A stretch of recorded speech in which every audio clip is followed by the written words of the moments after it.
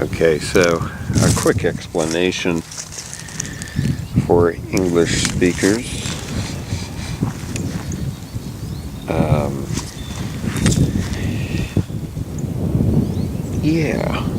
So these are rods of crepe myrtle,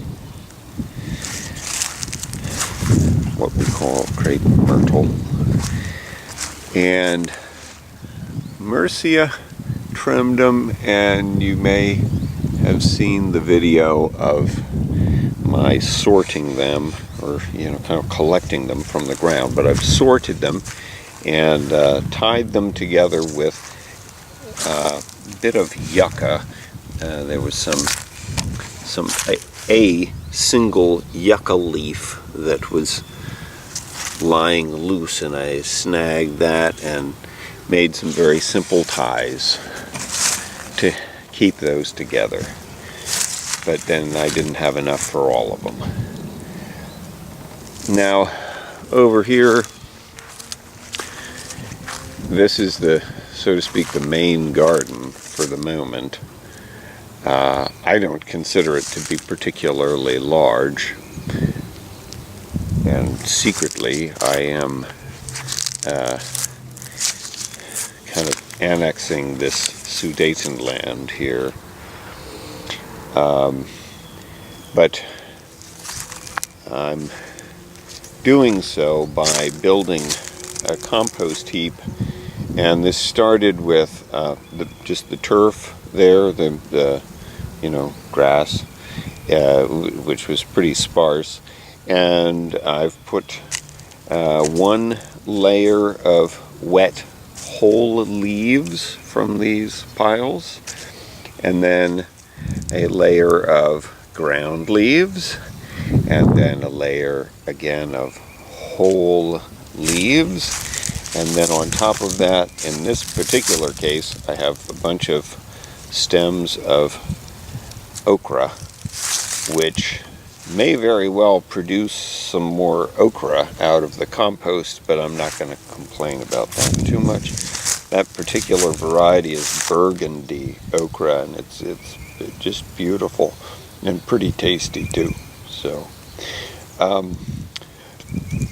what I'm doing is I'm uncovering the beds, the existing beds in the garden that are covered with leaves, and I'm going to bring all the leaves down to these two windrows, at least in theory, although it's possible that I will leave one bed up here as compost, simply because it's so many leaves, and also because I have some other stuff going up here. But I think I may end up hauling all of the leaves down to the lower end. And these branches, which have been used for various things over the years, I think are going to become ash, wood ash, to fertilize a bed for peas. Actually, several beds for peas.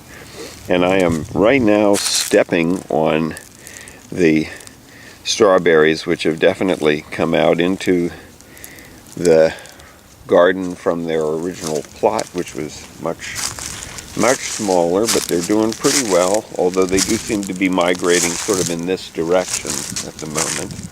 That is to say, migrating northeast-ish. And the supports in the center, out yonder by the cat, are what's that stuff called? Yeah, horseradish. And here is, although it's hard to believe it, but there is some poking out here, Mrs. Comfrey. It's just, things are kind of, it's been wet, and I think things are a little slow this year, although the Dutchman's Britches by the road, if you saw the stone collecting video, While I was doing that and I found the 2 snakes, I also observed a fair amount of, could be squirrel corn or it could be Dutchman's britches. So that's sort of the state of things in the garden. It's basically the second week of March. So, you know, we're definitely got a good schedule going this year so far in terms of getting this cleaned up and ready to go. Now these pots down here are some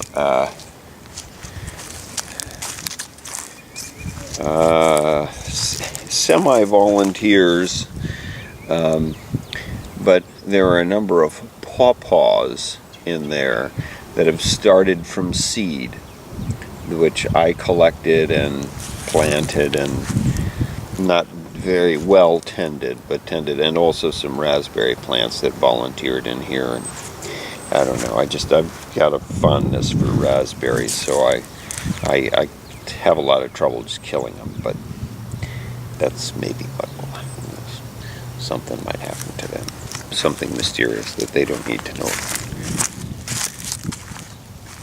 And in seasons long past, I've had gardens that have been completely full of this field cress and other, onions and so on, all kinds of stuff. Like it is partly in the strawberry bed, and particularly here where you got plenty of trees providing you with lots and lots and lots and lots of leaves, it seems silly not to try to make use of that. But then it needs to be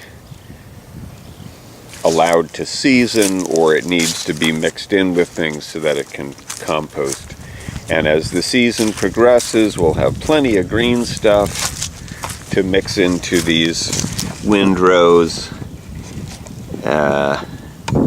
But here, this is sort of the very starting point, and this is about the lazy garden that you can have, short of no, whatever they call it, not no-till, but no dig.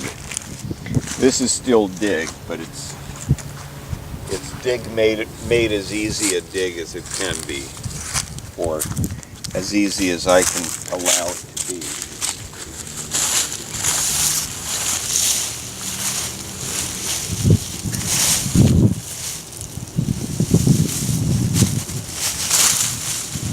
There's a certain point at which, I can't recall which author it was, and I do believe that it was one of the French satirists who said, "I'm sorry for writing you such a long letter. I didn't have enough time to write a short one." And sometimes composting is sort of like that. You do these things that are actually sort of not particularly lazy, so that you can have other things that are lazy.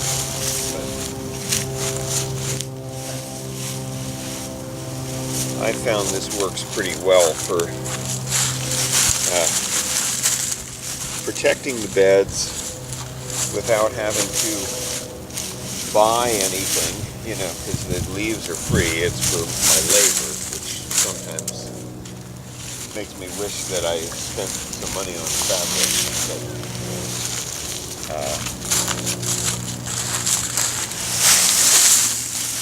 on the whole, this is work that you can take in little bits. You don't have to do it all in a big rush if you pace yourself well.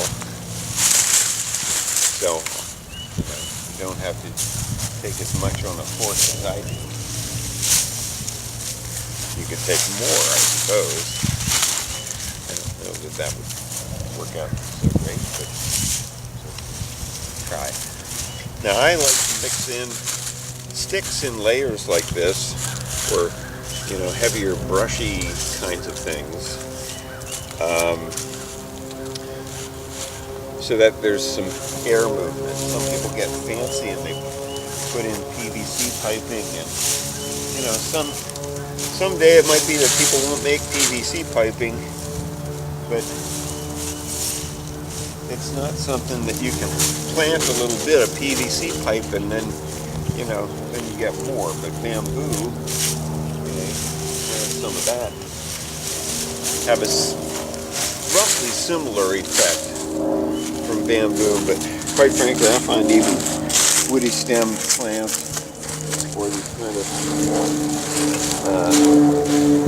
like fibrous plants like okra, which is in the same family as cotton. It actually looks kind of similar to okra, hibiscus, all kind of this similar. And any of those plants would probably work well for this.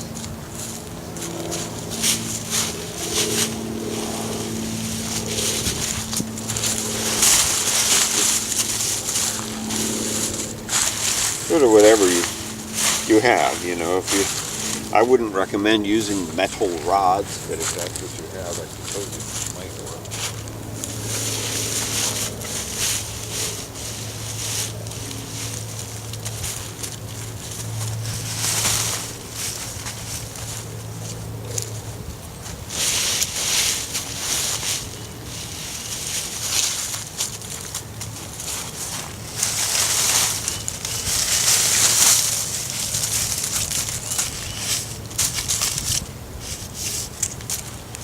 If water can't percolate down through and air, you know, penetrate, then